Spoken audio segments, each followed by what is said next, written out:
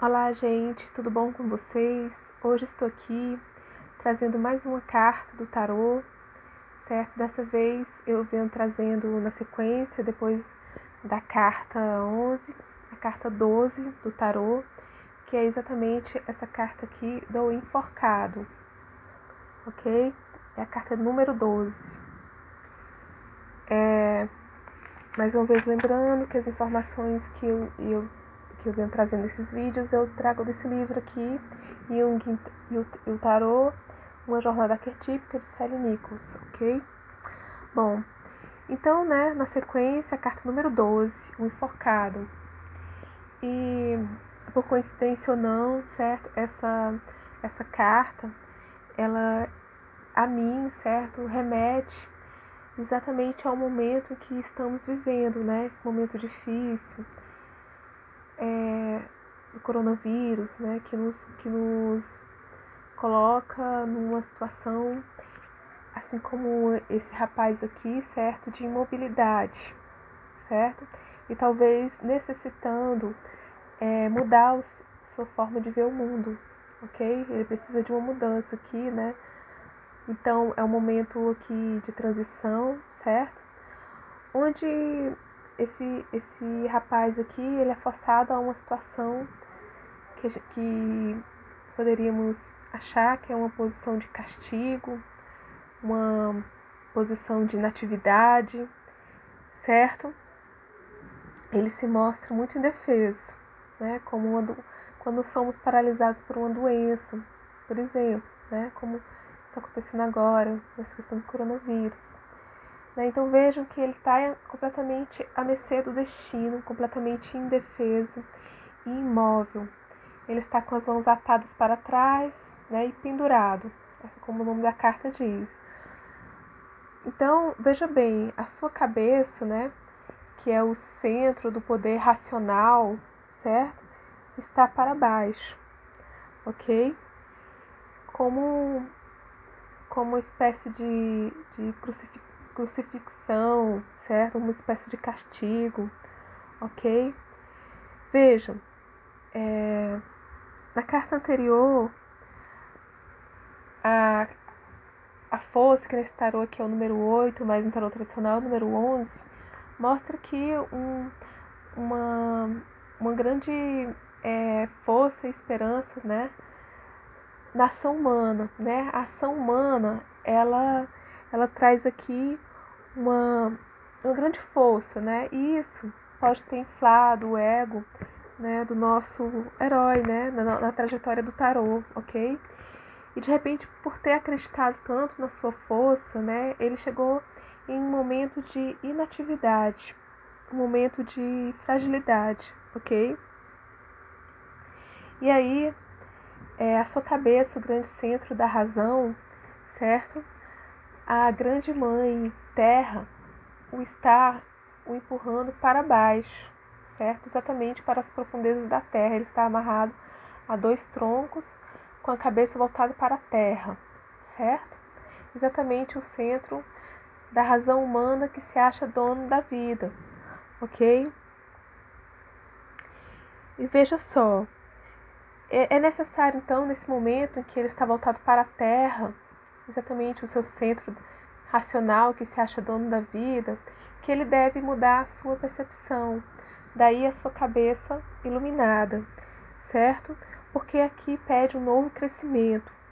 Então, ele está numa posição de sacrifício, certo? Para renascer, né? É um momento onde ele está entre a vida e a morte. E veja bem, certo? A carta é o número 12, certo? E 2 mais 1 é o número 3, certo? Que é exatamente a imperatriz. Aqui é o renascimento, é o crescimento, é o florescimento das coisas novas, né? É a mãe terra, né? A própria imperatriz. Então, ele está aqui numa situação de morte para renascer, ok? Então ele está para uma situação como um recém-nascido, quando nasce fica de cabeça para baixo, ok? e ao mesmo tempo ele está numa situação de sacrifício, onde ele deve ter uma mudança. Veja, gente, esse é um momento, certo, de grande solidão, né? É um momento de isolamento, a qual o enforcado ele passa, ok?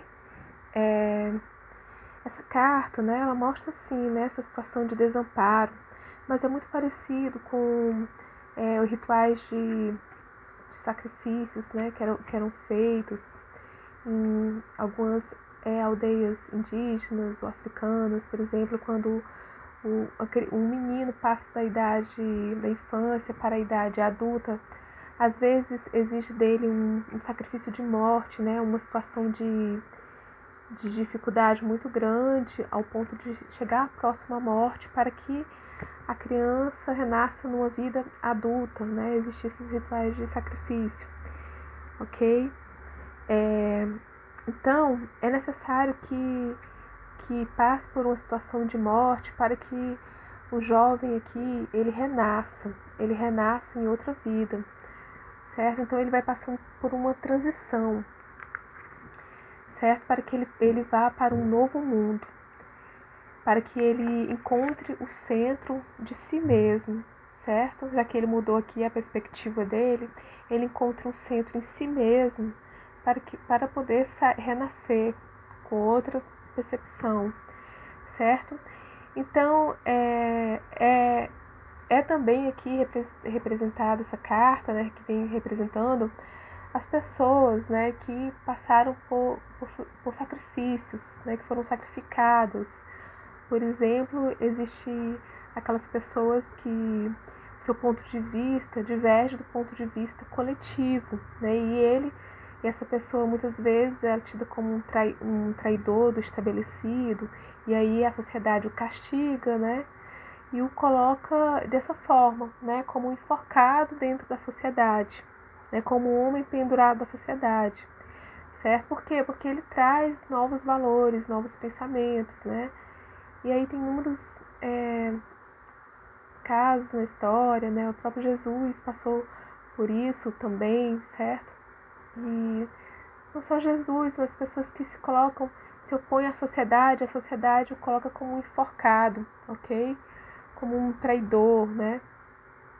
Como um criminoso, pessoas consideradas comuns, não como Jesus somente, né? Então é um momento onde temos que romper com velhos valores, certo? Que temos que confiar numa nova vida, que ela ainda não foi vista, ela ainda não apareceu, certo? Mas é que ela está sendo gestada, ok? E esse momento de transição exige sacrifício, coragem, como aqui traz na carta, ok? E esse é o momento onde a vida, né, puxa o tapete, certo? E ficamos suspensos, como o rapaz aqui.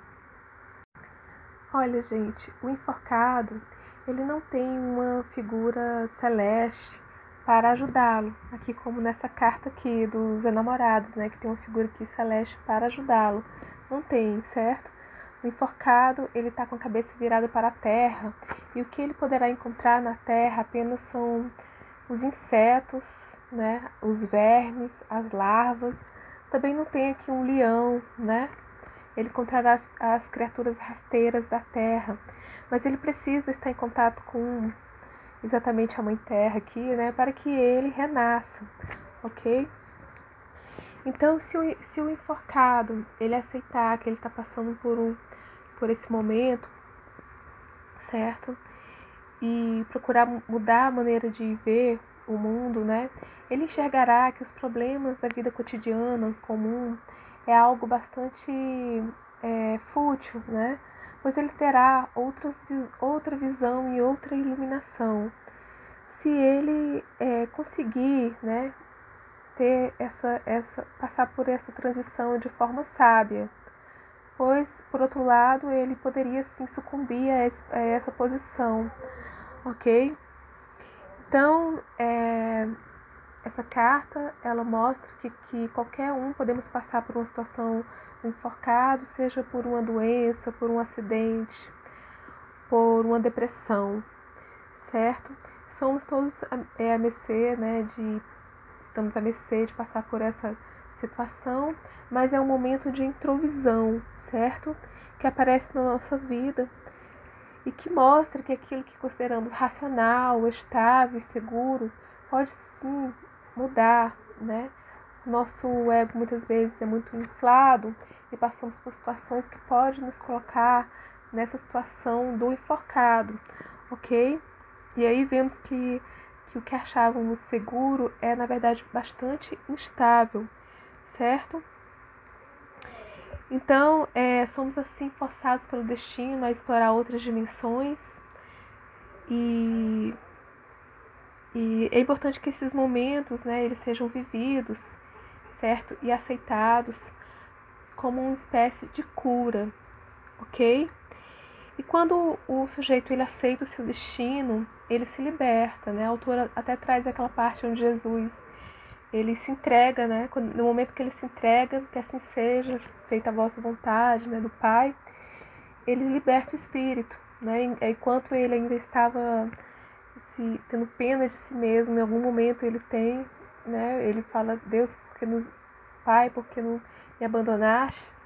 E no momento quando ele se entrega, ele libera, né? Uma libertação, certo? E aí quando ele se libera, enforcado, ele vira de cabeça assim e ele se transforma num dançarino, ok? E veja bem, gente, essa carta é a número 12. A última carta, que é a carta número 21, certo? Que é o contrário do enforcado, é uma dançarina, né? Que mostra que exatamente quando passa já para uma realização plena, espiritual, né? E aí o enforcado, ele passa por essa situação aqui. Quando ele passa por esse momento de transição, ele chegará aqui onde nunca mais ele será o mesmo. Será um ser realizado, ok? Em si mesmo.